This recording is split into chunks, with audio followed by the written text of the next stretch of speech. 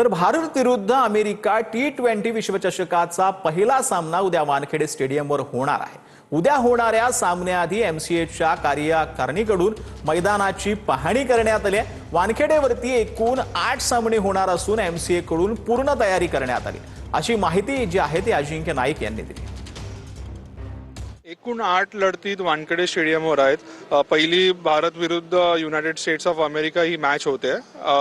League matches इकडे आहेत, super 8 आहे, सेमीफायनल आहे जी महत्त्वाची मॅच इकडे खेळली जाणार आहे आणि त्याच्यासाठी आम्ही सगळे तयार आहोत। मुंबई क्रिकेट असोसिएशन आम्ही एक टीम म्हणून काम करतो। आमचे क्लब सेक्रेटरी, मैदान क्लब सेक्रेटरीज असतील, MCA स्टाफ असेल, हा एकदम प्रोएक्टिव्ह आहे।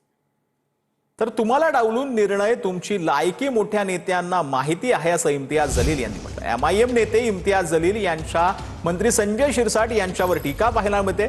आंबेडकरांना मानणारे असाल तर हिवराळेंना मदत करा असं जलील यांनी म्हटलंय। संधी आलेली आहे, राजनीतीमध्ये काहीही शक्य आहे। तुम्हाला डावलून अशा प्रकारचे जे निर्णय वरच्या लेवलवर घेण्यात आलेला आहे याच्यातून स्पष्ट होतो की तुमची लायकी मोठ्या नेत्यांना काय आहे माहित आहे। बाबासाहेब आंबेडकरांना मानणारे असेल तुम्ही तर हे जे अशोक हिवराळे आहे SC समाजातला, त्यांना मदत करा। डायरेक्टली करता येईल तर डायरेक्टली करा, नाही करता येईल तर बाहेरून तुम्ही त्यांना पाठिंबा द्या आणि त्या कुर्सीवर बसवा त्यांना।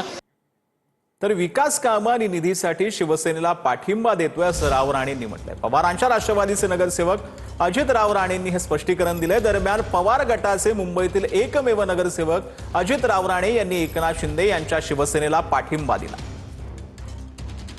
तर काही लोकांचे प्रश्न अजून बाकी आहेत।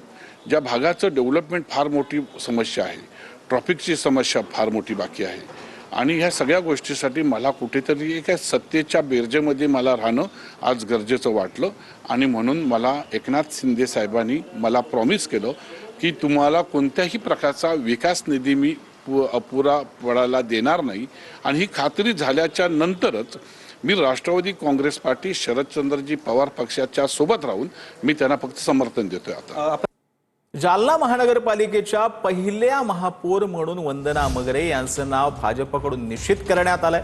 तर उपमहापौर पदासाठी राजेश राऊत यांच्या नावाची शिफारस करण्यात आली आहे। 9 तारखेला महापौर आणि उपमहापौर पदाची अधिकृत घोषणा होणार आहे।